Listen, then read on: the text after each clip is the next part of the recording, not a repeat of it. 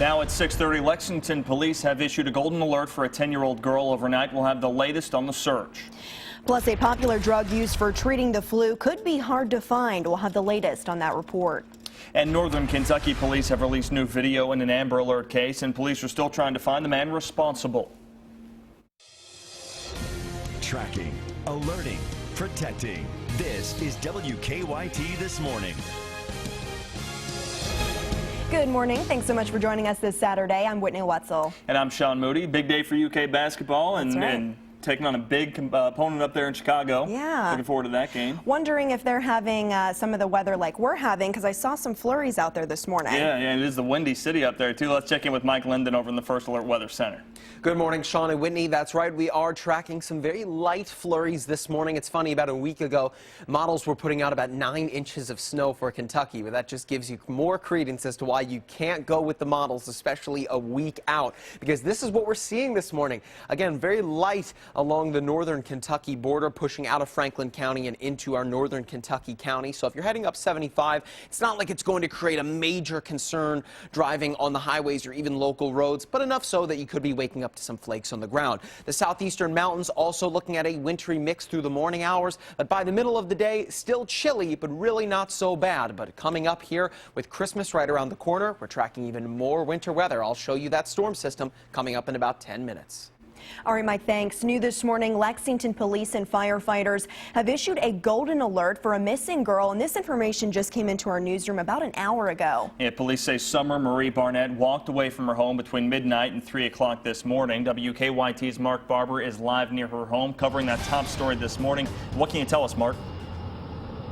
Good morning, Sean and Whitney. Summer Barnett's grandmother tells me that her mother realized the girl was missing from her home here on Winston Avenue around 3 o'clock this morning. Now, if you take a look over my shoulder here, you can see the fire crews and police crews gathered outside the home here, and in the past 20 minutes, they've also brought in a police helicopter to start searching from the air. And if you listen closely, you may even be able to hear that helicopter circling this home here. Now, police and family tell me they are going street to street, searching parks, schools, and businesses that are open right now. But so far, they have seen no sign of Summer Barnett. Now, I'm told from the family that she's a 9-year-old and firefighters say she's 10. I'm told she's wearing a winter coat as well as pajama pants with pirates on them. I'm also told she has blonde hair. Now, family members are also telling us that she has mental health issues. Firefighters believe Barnett may have autism. Now, we're told this is the second time she's wandered away from the home in the past year. I'm told the last time this happened, it was during the summer, and she was found a block away from home. Now, crews here this morning say this time they are rushing against the clock because it is so cold.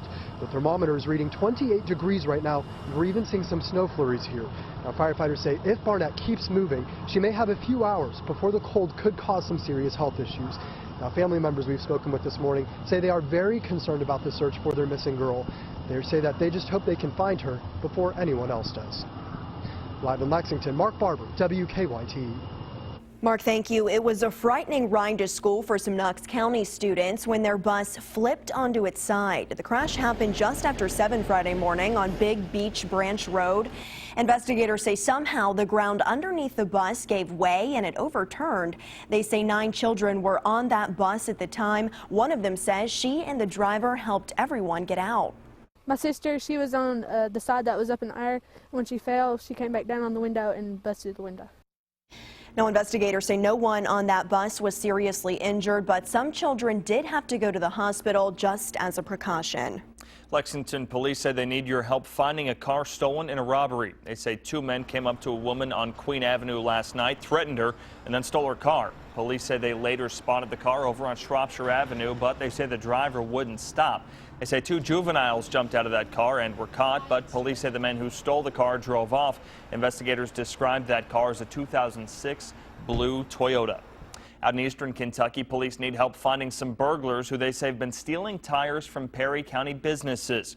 Managers at Master Tech Auto Sales and Hazard say the burglars stole thousands of dollars worth of tires and rims from them. Surveillance video shows a dark truck pull into the parking lot before the tires were stolen.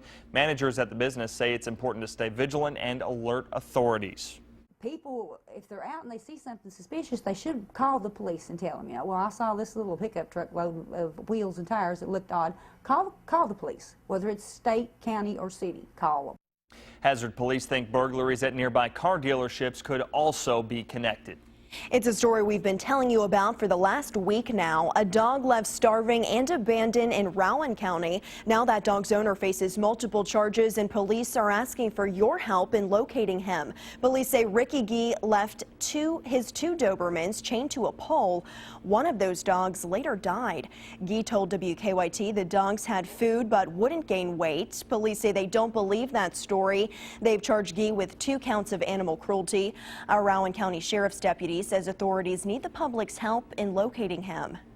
It doesn't mean that we haven't went up and knocked on their door or tried to locate them in the meantime, but what that does is it just sends the offer out there to turn yourself in. Gee also faces a felony charge from an existing warrant. If he's convicted, the animal cruelty charge could cost him up to 90 days in jail. A group of Georgetown College students face charges this morning after police say they got a 16-year-old drunk. It happened last weekend. Police tell us the teenager was found unconscious and covered in vomit at a fraternity house. The teen's blood alcohol level was near 0.2. The students that face charges are also all underage. They face wanton endangerment charges. A man accused of killing a Lexington teenager was in court for sentencing. Police say Ernest Wheeler shot 18-year-old Patrick Puckett at an apartment on Ryan Circle last year. Excuse me. Wheeler was originally charged with murder, but under a plea deal, he pleaded guilty to manslaughter. A judge sentenced Wheeler to 12 years in prison yesterday. Final sentencing included a restitution of more than $15,000. That hearing is scheduled for February 12th. And it's not the sentence they were hoping for. Yesterday, a Central Kentucky man was sentenced for shooting and killing another man 2 years ago. Quante Johnson was originally charged with murder in the death of Joe Randolph, but he recently pled guilty to second-degree manslaughter. The victim's family says they're not happy with the decision. Lexington police are looking for the person responsible for breaking into a church and stealing hundreds of dollars. Officers say Faith Point Church on Trade Center Drive was broken into Thursday. We're told someone smashed the glass in the front door, which caused about $200 worth of damage.